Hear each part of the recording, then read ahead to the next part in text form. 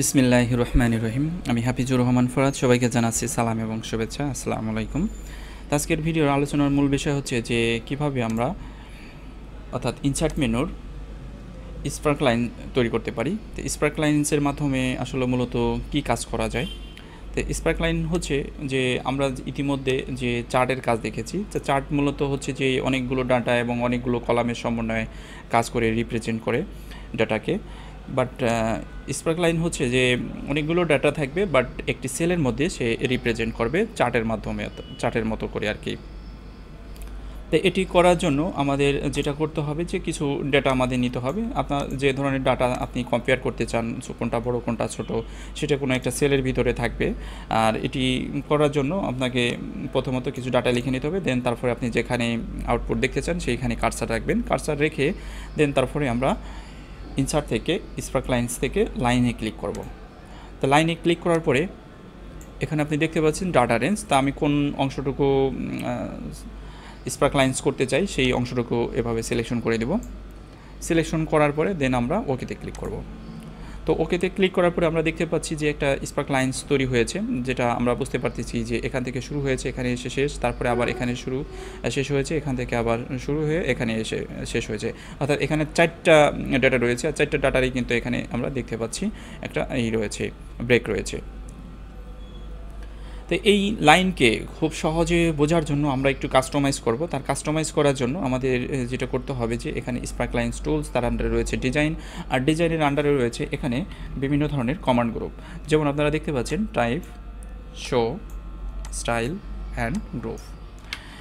তো এই কটা কমান্ড গ্রুপের কাজ যদি আপনি ভালো বোঝেন তাহলে আপনি স্পার্ক লাইন্সকে খুবই কাস্টমাইজ করতে পারবেন। তো এটি করার জন্য আমরা যেটি করব যে প্রথমত আমরা দেখতে পাচ্ছি লাইন। তা লাইন ছাড়া যদি আপনি কলাম আকারে দেখতে চান, দেখেন কলাম আকারে দেখাবে যে কোনটা বেশি কোনটা কম, কোনটা বড় কোনটা ছোট, সেটা আপনি খুবই সহজে একটা সেলের মধ্যে দেখতে পাবেন। দেন তারপরে রয়েছে উইন লস, অর্থাৎ বড় এবং ছোট। তো উইন লস বড় ছোট অর্থাৎ কীভাবে আপনি বুঝবেন? উইন লস এখানে দেখা যাচ্ছে সব সমান। তো উইন লস মানে বেশি কম, একবারে সবচেয়ে বেশি কোনটা এবং কম কোনটা সেটা আমরা যদি দেখতে চাই হাই পয়েন্টে ক্লিক করব এবং লো পয়েন্টে ক্লিক করব। এখন হাই পয়েন্ট এবং লো পয়েন্ট কিন্তু সেম কালার হয়েছে। এখন আমরা যদি এটির কালারকে পরিবর্তন করতে চাই সেক্ষেত্রে আমাদের যেতে হবে এই যে মার্কার কালার, হাইলাইট পয়েন্ট, দেন আমরা এখান থেকে সবুজ কালার করে দিচ্ছি এবং লো পয়েন্ট কালার, দেন আমরা এখান থেকে লাল করে দেব। এখন আপনারা বুঝতে পারছেন যে উইন এবং লসের বিষয়টা কি। এটা হচ্ছিল লস এবং এটা হচ্ছিল উইন, তার মাঝে রয়েছে যেটা হচ্ছিল যে নেগেটিভ পয়েন্টসগুলো। তারপরে রয়েছে যে ফার্স্ট পয়েন্টের মাধ্যমে আমি লাইন নিয়ে চলে আসছি, কারণ উইন লসটা আপনাদের বুঝতে পেরেছি আমার মনে হয়। আমি লাইন চলে আসছি, লাইনের মাধ্যমে বুঝতে খুবই সহজ হয়। এখান থেকে ফার্স্ট পয়েন্ট, তো ফার্স্ট পয়েন্টটা মূলত এখান থেকে আমরা শুরু করেছি। তো এই ফার্স্ট পয়েন্ট আমরা যদি অ্যাক্টিভ করে দিতে চাই, যেমন হাইলাইট এবং লো লাইট, এটাকে অফ করে দিচ্ছি। ফার্স্ট এবং লাস্ট, এখানে দেখেন ফার্স্ট এবং লাস্ট দুটোই ধরছে এখন। এবং ফার্স্ট লাইটের পরে আমরা দেখতে মার্কার। তো মার্কার বলতে এখানে আমরা প্রত্যেকটা যেমন 4টা ডেটা রয়েছে এবং 4টা ডাটাকে যদি আমরা মার্ক করে বোঝাতে চাই, তো সেক্ষেত্রে আমরা ফার্স্ট এবং লাস্ট অফ করে মার্কারে দিচ্ছি। তো মার্কারে দেওয়ার পরে দেখেন এখানে মার্কার শো করছে। তো মার্কার শো করার পরে এখানে বিভিন্ন স্টাইল রয়েছে, কালার রয়েছে, এখান থেকে আমরা যে কোনো একটা কালার ব্যবহার করতে পারি। দেন তারপরে আমরা স্পার্ক লাইনের কালারও আমাদের মতো করে আমরা নিজেরা তৈরি করে নিতে পারবো এখান থেকে। যেমন সবুজ করে দিলাম। তারপরে রয়েছে মার্কার কালার বলতে আমরা এখান থেকে যেমন মার্কার থেকে আমরা যদি সবগুলোতে লাল কালার দিয়ে দিই, দেখুন লাল কালার চলে আসবে। তারপরে রয়েছে অ্যাক্সিসের মাধ্যমে আমরা এখান থেকে ডাটা অ্যাক্সিস টাইপ দেখতে পারবো, শো অ্যাক্সিস টাইটেল দেখতে পারবো। তারপরে আমরা যেটা এখন করতে পারবো যে আমরা কাজ করেছি, এখন কাজ করার পরে যদি এটাকে ক্লিয়ার করতে চাই, তো ক্লিয়ার করার জন্য মূলত হচ্ছিল ক্লিয়ার সিলেক্টেড স্পার্ক লাইন্স, এখানে ক্লিক করার সাথে সাথে এটি মুছে যাবে। তো কন্ট্রোল জেড দিয়ে আবার ফিরিয়ে আনছি।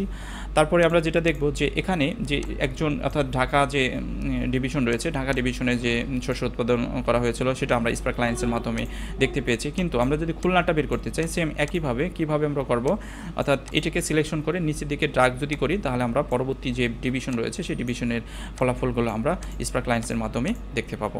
তো এই ছিল মূলত স্পার্ক লাইন্সের ভিডিও টিউটোরিয়াল। আমরা পরবর্তী ভিডিওতে দেখব যে কিভাবে ইনসার্ট থেকে অর্থাৎ ফিল্টার স্লাইসার তৈরি করা যায় সে বিষয় নিয়ে আমি আলোচনা করব। সে পর্যন্ত সবাই ভালো থাকুন, সুস্থ থাকুন, আল্লাহ হাফেজ।